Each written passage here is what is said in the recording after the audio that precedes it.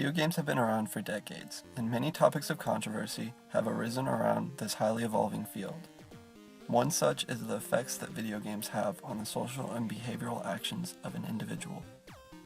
Many examples of video games that can affect social and behavioral actions have been created, but a few stand out above the rest. One of these being Custer's Revenge. Made in 1982, this 2-bit game had you fight your way through a battlefield, at the end of which you ran into an Indian tied to a pole. This then led to the simulated sexual assault of that Indian. Next, Mortal Kombat, made in 1993, can be looked at for its overtly violent fighting and death animations. These actions drove two companies, Sega and Nintendo, to fight over how these actions would be censored, so that they wouldn't affect the mental and behavioral health of the buyer. Finally, we can look at Grand Theft Auto. First established in 1997, these games revolve around committing crimes and extremely violent acts, which can lead to some extreme mental and behavioral repercussions.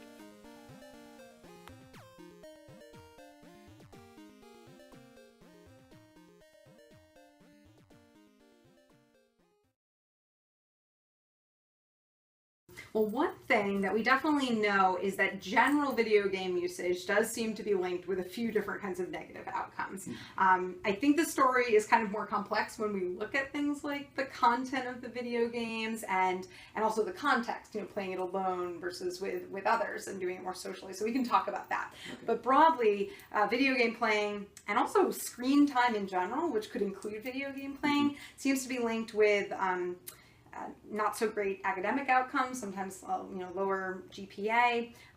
There are effects around sort of different kinds of emotional components, maybe showing greater aggression, maybe being less well versed in other kinds of sort of emotional regulation.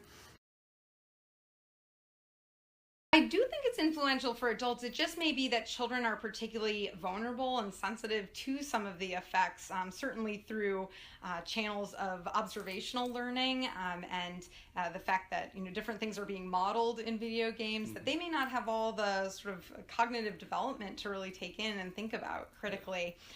And we do know that from other research, even going decades back, you may have heard of the Bobo doll experiment, where when children saw adults beating this like blown up clown doll, children would mimic the exact same behaviors and use the same expletives that the adults were, just by seeing it done. And so that hypothesis would hold for what happens with video game playing too. So I think the research is now moving more into, especially because various kinds of technology uses are they've rapidly taken off. It's very hard to avoid children engaging with screen time, and that can include apps and video games. And not all video games are violent. There's plenty of educational video games. So they might have drastically different sorts of consequences, and they're designed even to be sort of pro-social and educational in their outcomes. So some research has started to look at both the content and the context of those effects, which I mentioned earlier.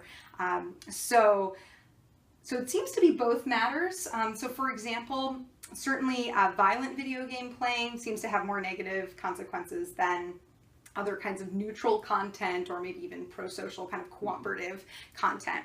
But it doesn't stop there, because the context matters too. And some research has shown that it's the same violent video game, but if you play it alone versus with someone else, that could definitely have some different effects. And also, you could be doing the violent video game in some different ways. Like if the object was to be sort of cooperative, like maybe you are protecting a friend versus just simply annihilating people, that also seems to have sort of, at least it buffers from more of the negative effects. I'm not sure if it's outright positive, but it doesn't seem to be as negative. So there actually are some more good socialization effects, I think, when there is video game playing, either with another person or when the context and content are somewhat more positive. There is some research to suggest kind of like a twofold set of outcomes. Like on the one hand, it may be the kids as well as adults who are more social anyway that might engage in those more social video games or the social media sites. And so it's kind of the rich get richer, you know, they'll continue to do well. It kind of models and mimics their social relationships anyway. But on the other hand, there might be another group of kids as well as adults who are turning to those sorts of venues, you know, maybe the virtual life or other social media sites, because that's lacking in their actual sort of in-person interactions. And I think in those cases, that's where we see some of the damage, that really we can't replace those real life, those in-person interactions and their benefits through simply those virtual media. Yeah, I don't know enough about maybe what the research says, but part of what I would expect would be maybe the kind of the overall level of exposure to the, like if this was all that you were doing kind of day in, day out, and it was coming at a cost to, say, doing homework, you know, and I guess we could think for adults too, if this turned into more addictive behavior where it was getting in the way of daily functioning, say their work lives, or impacting their important key relationships, I think that's when we would definitely see some drop off of any potential positive effects. But like many other things in life, it's probably one of those things where in moderation, it can certainly be positive and at least not negative. And I think particularly if you kind of look at what the content is and what the context is as well. Okay. I mean, I suppose it certainly could. I mean, if we really see that many more people are engaging with those sorts of games. I also think that, you know, there could be arguments about particular people, particular children might be more susceptible to those effects. They also might be more likely to be the ones to play those video games. I don't think sort of every sector of the population is equally likely to play those games.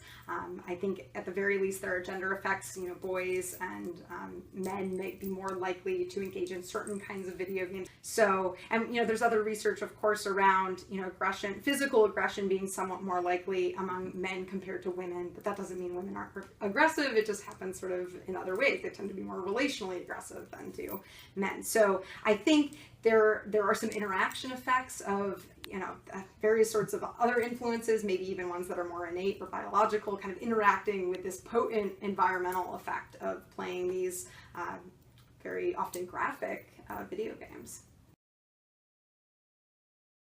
Well, I think some of the broad things that we've already touched on would be my take-home points, like that it may not just be video games, but sort of screen time broadly could be particularly difficult and maybe linked with some negative outcomes when we look at really young kids. And I think parents would be wise to really think about how to introduce screen time, including video game playing as kids get older, and really look at the content and think about maybe even engaging in those games together.